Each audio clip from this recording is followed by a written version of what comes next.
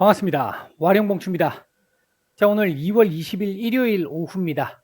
아, 이번 주 시장에 대한 얘기를 조금 드려보고자 하는데요. 얘기를 들어보시고 도움이 되셨다고 생각되시는 분들은 구독, 좋아요 한 번씩 눌러주시면 감사하겠습니다.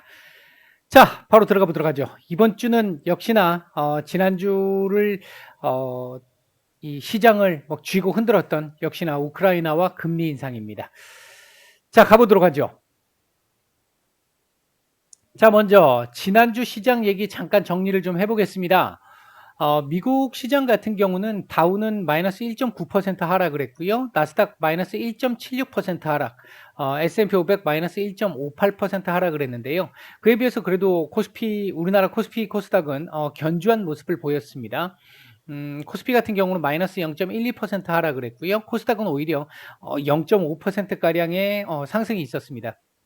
코스닥 워낙 많이 떨어졌기 때문에 아마 이에 대한 좀 반등이 좀 있었던 걸로 볼 수 있겠고요. 자, 지난주에 있었던 요 상황들 잠깐 보기 전에요. 차트 보면서 한번 얘기를 한번 해보죠. 자, 보겠습니다. 먼저 다우부터 한번 볼게요.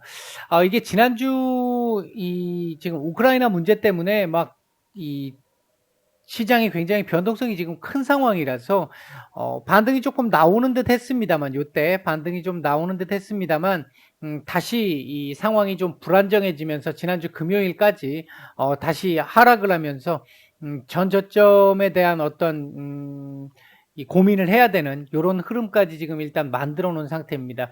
지금 현재 이 상황으로 놓고 보면 직전 저점 지금 요 자리에서 반등 못하면, 그러니까 지난 저점 금요일 저점에서 반등 못하면 33,000포인트까지 일단 열리는 상태가 됩니다. 이제 그 정도까지는 봐야 될 것 같고요. 주봉상으로 보면 지금 60주선 지지 가능성이 아직은 남아 있긴 합니다. 좀 불리하긴 합니다만 남아 있긴 하기 때문에 이번 주 강한 반등, 만약에 뭐 우크라이나 문제가 조금 긍정적으로 해석된다면 강한 반등이 나올 수도 있겠고요. 근데 지금 현재 흐름으로 봐서는 사실 조금 그렇게 확률이 그렇게 높아 보이진 않습니다.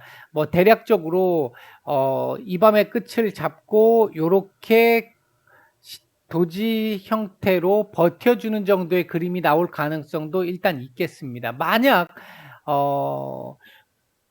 이 우크라이나 문제가 생각하지 못했던, 저는 개인적으로 제가 지금까지 계속 말씀을 드리고 있습니다만 생각하지 못했던 정도의 최악의 상황이 나오게 된다라면 그건 얘기할 필요도 없을 정도의 상황이 될 거고요. 이번 이 우크라이나 상황과 관련해 가지고는요, 오늘 뭐 연휴 마지막까지 시간 되실 때 제 이 영상에 보면 요거 하나 올려놨습니다. 지금 지난 이 금요일 날 3차 포에니 전쟁과 너무 조금 닮아 있다라는 부분이 좀 있어서 그 부분과 관련된 걸 하나 올려드렸으니까 요거 참고해서 보시면 좋을 것 같고요. 지금 오늘 현재까지 지금 나오고 있는 상황들 보면 여기서 말씀드렸던 내용 중에 러시아의 자작극과 관련된 부분들 지금 얘기들이 좀 조금씩 진행되고 있는 걸로 보여지는 것 같아서 참고해 보실 만하지 않을까 생각됩니다. 자, 그다음에 이제 나스닥을 보면요. 나스닥 같은 경우도 일봉상으로 보면 직전 저점의 이 이탈 가능성을 지금 일단 가지고 있는 상태입니다. 아직 좀 불안한 정도의 그림이기는 하죠. 60주선 이미 내준 상태고요. 밑으로 지금 일단 열려 있긴 열려 있습니다. 지금 13,500포인트, 14,400포인트가 한번 지금 지지할 수 있는 자리이긴 한데, 요 자리가 지지할 수 있는 자리이긴 한데, 조금 지금 상황으로 보면 변동이 조금 커질 가능성도 있습니다. 위든 아래든 조금 커질 가능성이 있어서 조금 더 밀릴 가능성도 배제할 수는 없겠다. 현재로 봤을 때는. S&P 500 같은 경우도 다우와 지금 조금 더 비슷한 상태인데 60주선 지지 가능성을 일단 볼 수 있겠죠. 이 자리에서 테스트 가능성이 있습니다. 4,300 전후한 자리에서 테스트 가능성이 있을 텐데 이 부분 한번 지켜봐야 되지 않을까 일단 보여지고요. 우리 시장 같은 경우는 코스피를 기준으로 먼저 놓고 보면 아직까지도 요거 좀 땡겨서 볼게요. 아직까지도 이렇게 딱 땡겨서 놓고 보면 요 흐름이 지금 정리가 안 됐어요. 이 6월부터 지금 내려오고 있는 이 분위기, 요 분위기 하나 있고요. 여기서부터 내려오는 이 분위기도 지금 하나 있습니다. 요 분위기도 하나 있고요. 여기서부터 내려왔던 분위기도 지금 아직 하나 남아 있고요. 지금 현재로 봤을 때는 아직까지는 그렇게 썩 긍정적이라고 보기 어려운 구간에 있는 상황이긴 하다. 금리 인상이나 우크라이나나 이런 부분의 문제 때문에 변동성이 일단 위든 아래든 커질 수 있는 상황이긴 한데 21선 근처에다 붙여놓고 마감을 시켰다라는 점, 금요일 날 양봉 몸통을 키웠다라는 점은 긍정적입니다. 나머지 내용은 이 뒤에 가서 말씀을 드리도록 하고요.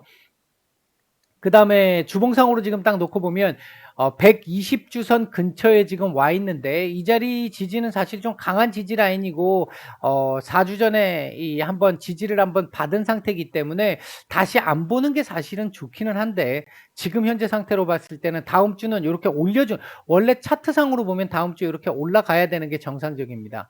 이렇게 올라가야 되는 게 정상적인데 요렇게 만들어 줄지 여부는 좀 지켜봐야 되겠죠. 그러니까 워낙 변수가 큰 변수가 지금 자리를 하고 있기 때문에 코스닥은 뭐 따로 지금은 말씀을 안 드릴게요. 아직까지는 코스닥 같은 경우는 코스피에 따라가야 되는 상황, 전반적으로 코스피에 비해서도 조금은 좀 변동성이 더 큰 상황이라서 자, 지난주에 있었던 핵심적인 내용들 몇 가지 보면요. 경제 지표들은 전반적으로 좀 좋지 않았습니다. 둔화되는 모습을 좀 많이 보였는데, 반면 인플레 지표들은 상승을 보이면서 좀 좋지 않은 금리 인상과 관련해서 좀 불리한 모습들을 좀 보였었고요.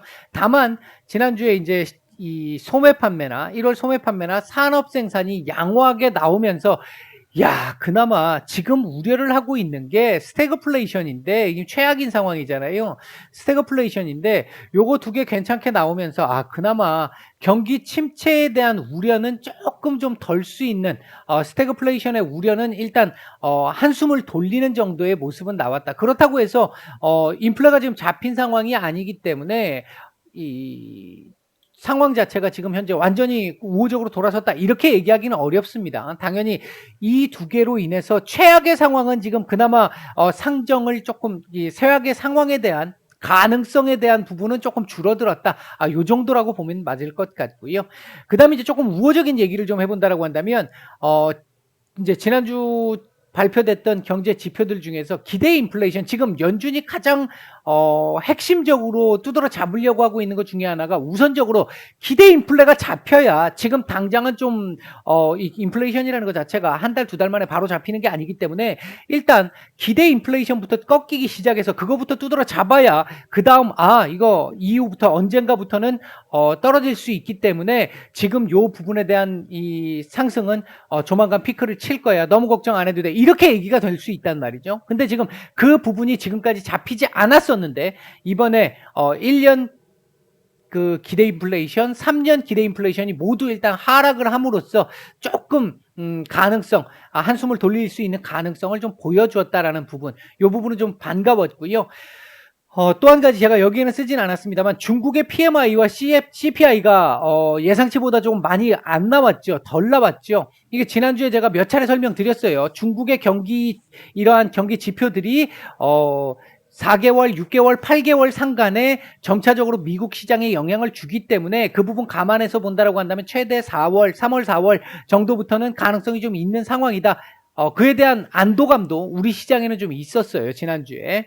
그다음에 이제 FOMC 의사록이 공개됐는데 사실 별거 없을 거라고 생각했음에도 불구하고 그러니까 지금까지 워낙 극단적 매파적 공격적 매파적 이야기들이 나왔기 때문에 특별한 건 없을 거야라는 생각을 가지고 있었음에도 불구하고 지난 12월 FOMC 의사록이 공개됐었을 때의 시장의 충격이 아직까지 좀 남아 있다 보니까 혹시나 하는 부분들이 있었죠. 다행스럽게도 역시나였습니다. 일단 시장에서 가장 지금 걱정하고 있는 50bp에 대한 얘기는 일단 없었고요. 이 대차 대조표 축소와 관련해 가지고도 계획이 어느 정도 나올 수도 있지 않을까 얘기했는데 뭐 그런 부분들도 일단 없었습니다. 그러니까 지금 현재 시장에서 워낙 매파적인 얘기, 극단적 매파성 얘기들이 다 지금 나온 상태이기 때문에 여기서 더 얼마나 매파적인 얘기들이 더 나올 수 있을까 이런 정도의 상황이다. 라고 보시면 될 것 같습니다. 그럼에도 불구하고 지난주 블라드 총재가 여기서 더 매파적인 게 나올 수 있겠어라고 얘기를 했는데 그와 그에 상응하는 정도의 얘기들이 일단 발표들이 좀 나오기는 해서 조금 불안감을 조성하기는 했습니다. 연준 위원들의 발언들 같은 경우는 블라드 총재가 지금 워낙 공격적으로 얘기를 하고 있습니다. 당연히 50bp 인상 3월 달에 해야 되고, 그래서 연준의 신뢰도를 높여야 돼, 다시 회복을 해야 돼라고 얘기를 하면서 6월까지 100bp 올리고 7월부터 대차대조표 축소 들어가야 돼, 아주 강경하게 나가야 돼, 그래야 인플레이션 두드러 잡을 수 있어라고 얘기를 하면서 시장의 불안감을 계속해서 고조를 시키고 있습니다만, 그 외에 대부분의 연준 위원들은 3월달 50bp에 대해서 만약에 이제 3월 초에 나오게 될 2월 지표들까지 굉장히 좀 심각하게 나온다면 충분히 고려해 볼 만한 상황이긴 하지만, 지금 현재 입장에서 놓고 봤었을 때 50bp는 조금 부정적이야, 나는 선호하지 않아 라고 얘기한 위원들이 거의 대부분이었습니다. 그러니까 그런 차원에서 놓고 봤었을 때 덜 매파적이었다, 이런 표현들이 나올 수 있는 거고요. 그 다음 지난주에 우크라이나 관련해서 오늘까지 지금 나온 얘기들의 상황을 보게 되면, 일단은 오늘 지금 20일, 그러니까 내일 새벽이 될 겁니다. 우리 시간으로 내일 새벽까지 러시아의 이 연합훈련이 이제 종료가 되는데, 이거 종료되고 나면 병력 뺄 거야 라고 얘기를 했었는데, 지난 금요일 날 저녁쯤에 이런 얘기가 또 나왔었죠. 이게 우리가 여기 이쪽에서 와가지고 훈련을 하는데 몇 달 동안 이걸 하면서 그 준비를 해가지고 시작한 건데, 이게 바로 하루 이틀 만에 이렇게 안 빠질 수 있어 라고 얘기하면서 조금 기간을 더 끌 수 있을 것이다, 3, 4주 정도는 걸릴 수 있을 것이다, 이런 얘기들이 나왔잖아요. 제가 그 얘기 나오기 전에 그 말씀 드렸었죠. 이게 아마 3월 초중순까지 말씀을 드렸었잖아요. 그러니까 푸틴 대통령이 협상력을 쥐고 흔들 수 있는 맥시멈 구간이 한 3월 중순까지, 그 말씀을 드렸었는데, 아마 그때까지 갈 가능성도 지금 충분히 있어 보이기는 합니다. 그리고 이제 그것과 관련된 부분들은 아까 말씀드렸던 그 포에니 전쟁과의 이 내용과 연결시켜 놓았던, 제가 올려드렸던 그 내용 참고해 보시면 될 것 같고요. 지금 현재 일단 우크라이나 대통령이 서방의 지금 최근의 모습들을 보면서 니네 다 필요 없어, 내가 직접 푸틴과 대화하겠어 라고 얘기를 하면서 서방의 지금 우크라이나에 대한 어떤 대응에 대해서 매우 불만족스러운 부분들을 지금 표출을 했습니다. 대놓고 표출을 했습니다. 오늘 베넨 회담 결과가 내일 새벽쯤 나올 것 같기는 한데, 지금 나오는 거에서는 보면 러시아에 대한 제재, 우크라이나 대통령이 지금 제재 바로 지금부터라도 시작해줘 라고 얘기했는데, 숄츠 총리가 지금 바로 제재를 하거나 제재 목록 어떤 부분들을 제재할 것인지 오픈하는 건 별로 좋은 생각 같지 않아. 전략적으로 봤었을 때, 만약 러시아가 어떤 행위를 했었을 때 과연 얘네들이 예상할 수 있는 내용, 예상하지 못하는 내용까지 합쳐서 더 크게 제재가 나올 수 있어야 그것 때문에 겁먹고 못하는 상황이 발생할 수도 있기 때문에 지금 오픈하지 않겠어 라고 얘기를 하면서 조금 이견을 보이기는 했습니다. 우크라이나 대통령과. 어쨌든 아마 1차적으로 푸틴 대통령과 우크라이나 대통령 간의 회담이 하나 잡혀 있고요. 그리고 이제 23일, 우리 시간으로 24일이 될 것 같은데, 미국의 이 블링컨 국무장관하고 러시아 외무장관하고 일단 회담이 있습니다. 그 회담에서 바이든 대통령과 푸틴 대통령 간의 또 다른 이 화상 정상회담의 가능성을 타진해 보겠다는 얘기도 일단 있어서 어떻게 될지는 좀 지켜봐야 될 것 같고요. 한편으로 생각해 보면 진짜 전쟁이 날까라고 생각을 했을 때, 지금 제가 지난번에 정리해드린 내용 참고해 보시면 될 것 같은데, 그거 내용에서 조금 더 추가를 해본다면 오늘 이 얘기들이 나왔어요. 제가 지난번 그 말씀을 드리는 자리에서 전쟁과 관련된 얘기에서 말씀을 드렸던 내용에서 뭐가 있었냐면, 바이든 대통령도 정치적으로 의도하는 바가 있고 푸틴 대통령도 정치적으로 의도하는 바가 있어서 긴장을 강화시킬 수는 있겠지만 극단적인 상황까지는 가지 않을 것이다 라는 얘기, 바이든 대통령 같은 같은 경우에는 지금 현재 지지율이 급락한 상태에서 이번 상황을 지지율 반등의 어떤 계기로 삼으려고 하는 정치적인, 그리고 지금 현재 미국 경제 자체도 굉장히 좋지 않잖아요. 인플레이션 지표들이 너무 많이 높게 나오면서 국민들이 굉장히 불만이 많은 상황이란 말이죠. 그런 상황에서 지금 이 우크라이나 문제를 더욱 계속해서 키우다 보니까 다른 문제들이 지금 다 묻히고 있거든요. 이제 그거에서 이점을 지금 보고 있습니다. 바이든 대통령 입장에서는. 더군다나 과거 이 바이든 대통령의 조금 어떤 실책이라고 할 수 있는 것 중에 하나가 이 카자흐스탄에서의 문제가 있었잖아요. 그 문제에서 그러니까 미국이 등을 보이면서 꼬리를 내리고 도망을 갔던 모습들, 여기에서 미국 국민들이 굉장히 불만이 많았는데 그거에 대한 실점도 만회할 수 있는 이런 부분들도 될 수 있다. 뭐 이런 얘기들 전에 한번 드렸을 겁니다. 드렸는데 그 내용이 오늘 미국 언론의 기사로 한번 나왔어요. 이 내용이. 제가 말씀드렸던 이 내용이 오늘 나왔습니다. 나왔고요. 푸틴 대통령 역시 마찬가지잖아요. 지금 뭐 경제적으로 놓고 봤었을 때 국제 유가가 상승하는 부분들, 푸틴 대통령 입장에서는 땡큐죠. 땡큐고 긴장을 계속 강화시키면서 푸틴 대통령 한마디에 지금 서방의 뭐 독일, 영국, 프랑스, 이탈리아 지금 최정상들이 막 진짜 똥줄이 타는 상황이잖아요. 바이든 대통령까지.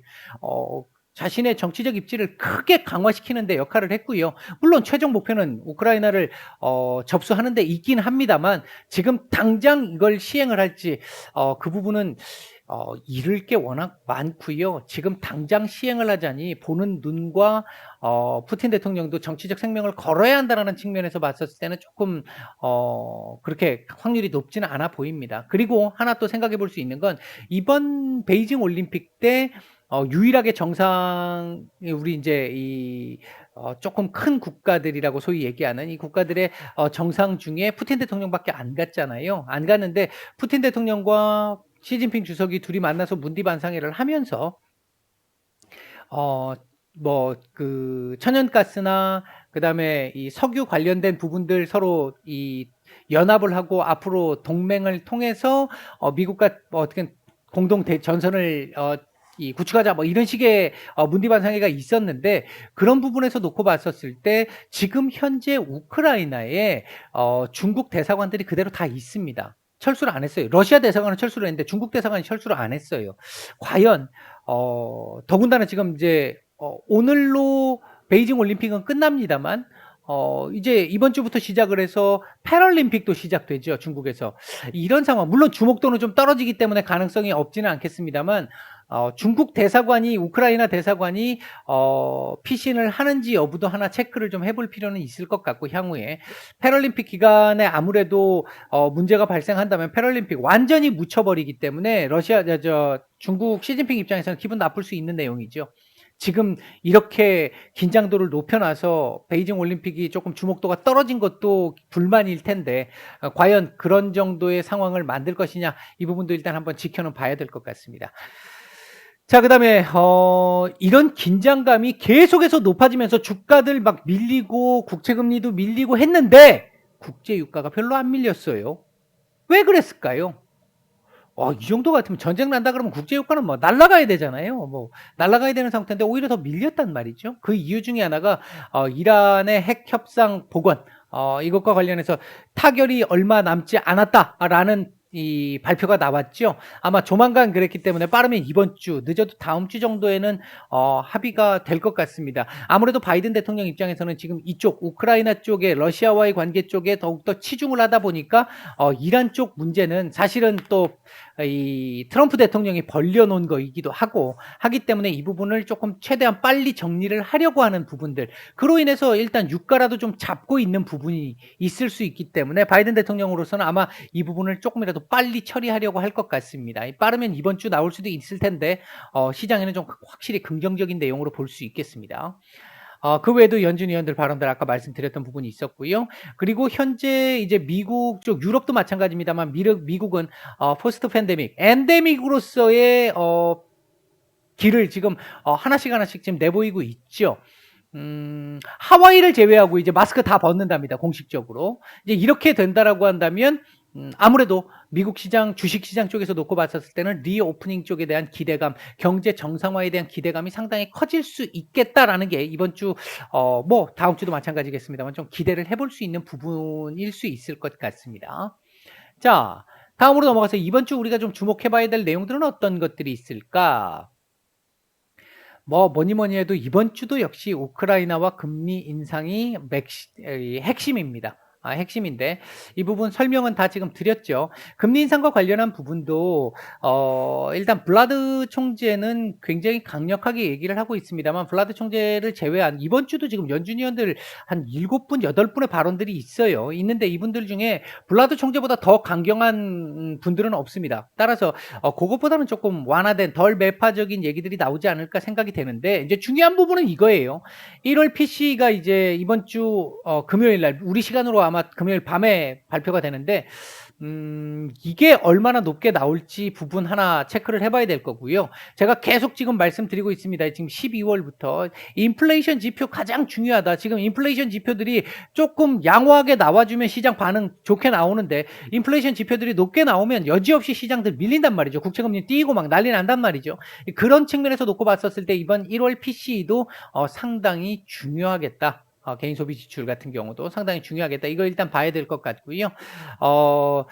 이 부분 하나 그리고 이제 다음 달 초로 넘어가면서 나오게 될 경제 지표들 이런 지표들이 금리 인상의 속도를 결정할 수 있는 부분들이다. 이제부터 진짜 조금씩 더 중요해집니다. 이제 그 경제 지표들의 중요도가 더 높아집니다. 3월 15일, 16일 FOMC이기 때문에 그 이전까지 확인할 수 있는 지표들을 딱 놓고 봤을 때 그거 바탕으로 결정을 할 거기 때문에 그 바탕에 이 PC도 들어가기 때문에 조금 주목을 해서 봐야 된다. 그 부분 말씀드리겠고요. 그다음에 이제 이번 주 목요일 날 우리나라 금통위가 있습니다. 이번 달에도 금리 인상을 하게 될지 일단은 동결 가능성이 조금 더 높아 보이긴 하는데 다음 달이 있기 때문에 동결 가능성이 좀 높아 보이긴 하는데 지금 뭐 우크라이나 이슈라든지 그다음에 미국에서 점점 더 강경하게 나온다든지 했었을 때 뭐 배제할 수는 없는 부분이니까 한번 체크는 한번 해봐야 되지 않을까 일단 생각이 들고요. 그다음에 이제 말씀드렸던 부분에서 이건 뭐 예하고 관련이 있잖아요. 국제유가 그리고 국채금리. 이 국채금리에서요. 이 장단기 금리 차, 장기 금리와 단기 금리의 금리 차 지금 자꾸 줄어들고 있는 부분이 있는데 이거 더 줄어들면 조금 좀 머리 아파질 수도 있습니다. 요게 금리 장단기의 금리 차가 얼마나 유지할 수 있느냐. 과거 1월 달에 0.6 왔다 갔다 할 때 0.66 정도 왔다 갔다 할 때 파월 의장이 "요 정도 같으면 괜찮아."라고 얘기했는데 0.4대까지 지금 줄었단 말이죠. 이게 조금 이제 위협적인 흐름으로 지금 넘어오고 있는 상태라서 이 부분 좀 봐야 될 것 같고요. 지금 최근 지정학적 우려 때문에 국채금리도 지금 같이 조금 내려오긴 했는데 국채금리가 지금 2% 밑으로 일단 내려왔다는 측면에서는 몇 퍼센트를 기록하느냐 2% 위로 또 올라가서 급등세를 유지하느냐 이 문제도 하나 있겠지만 아까 말씀드렸던 이 장단기 금리 차 이 부분도 굉장히 좀 중요하게 우리가 봐야 될 부분이다. 요번 주도 이제 체크를 해봐야 될 부분이고요. 그다음에 이제 역시나 엔데믹 관련해서 우리나라는 지금 뭐 어제 그저께 어제 오늘 지금 뭐 계속 10만 명대를 유지를 하고 있는 상태인데 이거 뭐 더 늘어난다는 얘기가 있잖아요. 더 늘어난다는 얘기가 있는데 글쎄요. 이게 지금 3월 초에 학생들 개학과 관련해서 이거 딜레이 시켜야 되는 거 아니냐라는 얘기들도 지금 나오기는 하는데 만약 계약이 그냥 정상적으로 대면 등교가 이루어진다라고 했었을 때는 아마도 제가 생각할 때는 이 피크를 치는 기간이 더 늘어날 가능성도 있어 보이고요. 그렇지 않다라고 한다면 조금 만약에 이 대면 등교 그러니까 실제 학교 등교를 조금 딜레이 시킨다라고 하면 아마 제가 생각할 때는 조금 빨리 이 부분을 좀 잡을 수는 있을 것 같기는 한데 요 부분 좀 지켜봐야 될 것 같고요. 우리나라는 아직까지 피크를 찍지 않았습니다만 유럽과 미국에서는 이미 피크를 찍고 상당히 많이 내려온 상태이기 때문에 분명히 이 부분에 대한 기대감들은 분명히 있을 것 같습니다. 경제 정상화가 지금 진행되고 있는 상황이니까. 하나 또 찝찝한 것 중에 하나는 빌 게이츠가 어제 언급한 거에서 이번 지금 팬데믹은 이제 거의 정리가 되는 것 같다. 그러나 또 다른 팬데믹이 올 가능성이 있다. 이 얘기가 하나 있어 가지고 좀 기분 나쁘기는 한데요. 일단은 지금 뭐 당장 네코가 석자인 상황이니까 그다음 것까지는 모르겠고, 요번 이 팬데믹과 관련된 부분은 우리나라도 한 3월 초중순 안에는 좀 피크를 찍는 상황이 좀 나와 주기를 일단 기대는 하고 있습니다. 주식 시장에서는 분명히 미국과 유럽 시장에서의 엔데믹과 관련된 리오프닝 관련된 부분들을 상당히 많이 지금 주목하고 있는 상태입니다. 자, 그다음에요. 자, 이번 주 시장 레인지는요. 2,670에서 2,820 정도, 뭐 지금 계속 요 라인 지금 계속 말씀드리고 있습니다. 이번 주 지난주 2,650에서 한 20 포인트 정도 올린 게 답니다. 코스닥 역시 마찬가지로 뭐 거의 비슷합니다. 지난주에 말씀드렸던 부분과 거의 비슷한데, 지금 현재 구간에서는 사실 변동성이 굉장히 큰 구간이기 때문에, 만약에 우리가 이제 생각해 볼 부분이 있습니다. 이번 우크라이나 사태와 관련해서 러시아와 유럽, 그러니까 서방 그리고 미국과 확률은 굉장히 낮다고 생각하는데, 전면전이 난다라고 하면 이건 세계대전이잖아요. 이건 뭐 얘기할 계제가 못 됩니다. 뭐 그렇게 되면 뭐 다 같이 죽자니까 이제 확률은 매우 낮다고 생각합니다. 이건 뭐 푸틴 대통령도 자신의 이 정치적 혁명을 걸어야 되는 상황이기 때문에 일단 뭐 그렇다고 보고요. 그 부분이 아니라 위기감이 계속 지속될 수 있는 부분, 아니면 해결될 수 있는 부분. 해결될 수 있는 부분도 그렇게 높아 보이지는 않고요. 위기감을 계속해서 조성해 나갈 가능성, 현재로서는 요게 지금 가장 높은 상태입니다. 위기감을 높였을 때 러시아 입장에서, 푸틴 대통령 입장에서 얻어갈 게 굉장히 많잖아요. 지금 이미 상당히 많은 부분을 얻었고 얻어갈 부분들이 많이 있습니다. 바이든 대통령도 얻을 부분이 좀 있어요. 이 과정에서 어떻게 하느냐에 따라서 이 마크롱 대통령도 얻어갈 게 있는 상황이고요. 숄츠 총리 같은 경우, 독일 총리 같은 경우도 지금 급기야 미국이나 유럽 언론에서 메르켈 총리 같은 사람이 있어야 되는데 메르켈 총리만큼 못한다, 이런 얘기들이 지금 나오고 있기 때문에 자신의 지지도를 위해서라도, 인지도를 위해서라도 어떻게든 좀 해결을 해보려고 하고 있고요. 우리 슈퍼 마리오 드라기 총재 같은 경우도, 총리죠 이제, 이탈리아 총리 같은 경우도 지금 뭐 어떻게 한번 해보겠다, 이게 자신의 이제 정치적 발언권을 얻기 위한 유럽 내에서 그런 모습들이 나오는데, 정치인들이 이 부분을 지금 정치적으로 이용을 하고 있다는 측면에서 놓고 봤었을 때 극단적인 상황이 나오기는 좀 어려워 보인다. 다만 푸틴이라는 이 우리 캐릭터를 생각을 해봤었을 때 결코 이 진짜 만일이라는 상황을 완전 제외시키고 생각할 수는 없다라는 부분이 하나 있어서, 이 위험도를 증가시킬 수 있는, 위기 상황을 증가시킬 수 있는 상황을 결코 무시할 수는 없겠다. 일단 그 정도 하나 볼 수 있겠고, 이로 인해서 얻어갈 것들이 많이 있다 보니까 당분간은 질질 끌 가능성은 좀 높아 보이고, 전에도 말씀드렸듯이 이거 탱크가 지나갈 우크라이나 지역에서 전쟁이 가능한 시점, 불가능한 시점이 될 수 있는 그 부분이 3월 한 말경부터 시작되기 때문에 3월 초중순까지가 푸틴 대통령으로서는 몸값을 가장 높일 수 있는 마지막 데드라인이 아닐까, 개인적으로는 그렇게 생각을 하고 있습니다. 이번 주 키워드는 우크라이나, 금리 인상, 그 다음에 PCE, 연준 위원들의 발언. 지금 이 부분들이 전부 다 시장에 결정적인 영향을 줄 수 있는 이 내용들이죠. 이번 주 관심 섹터로는요, 뭐 금융 섹터들 한번 볼 수 있으면 좋을 것 같고, 그 다음 지금 리오프닝 섹터들 지난주 우리 반등이 좀 나오기는 했는데 순환매 될 것 같아요. 순환매가 돌 것 같습니다. 이제 이 부분은 잘 체크를 해야 될 거예요. 순환매 되는 부분들을. 무작정 리오프닝이라고 다 되는 건 아닙니다. 그 다음 이번 달 말부터 시작되게 될 모바일 월드 컨그레스 MWC 2022, 요 부분도 이제 조금씩 찾아보시면 좀 도움이 되지 않을까.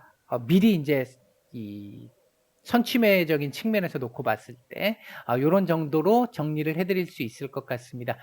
이번 주 드릴 말씀은 대략적으로는 좀 드렸고요. 아까 말씀드렸듯이 시간 되시는 분들 그 영상 한번, 제가 생각했었을 때 제가 이번 우크라이나 상황을 딱 보면서 들었던 느낌이 3차 포에니 전쟁 때 로마가 써먹었던 전략과 너무도 똑같았었고, 과거 푸틴 대통령이 또는 러시아가 썼던 전략들, 과거 오스만 제국 때 써먹었던 전략들이라든지 이런 전략들하고 지금 너무도 유사하게 가고 있는 부분이 있습니다. 지금 보면 유럽의 종전 미국의 뉴욕 타임즈의 종전 기자가 기사를 하나 쓴 내용이 있는데 지금 그러니까 우크라이나 정부군에 지금 들어가 있는 상태죠. 거기서 취재를 하고 있는데 막 대포들이 막 날라온답니다. 날라오는데 이쪽에서 지금 안 쏘고 있다라는 건 보고 있대요. 근데 그럼에도 불구하고 이걸 가지고 지금 러시아 언론에서 계속해서 우크라이나 정부가 계속해서 쏘고 있다라고 지금 언론 자체를 호도하고 있잖아요. 왜곡하고 있잖아요. 왜곡하고 있는 부분인데, 그러니까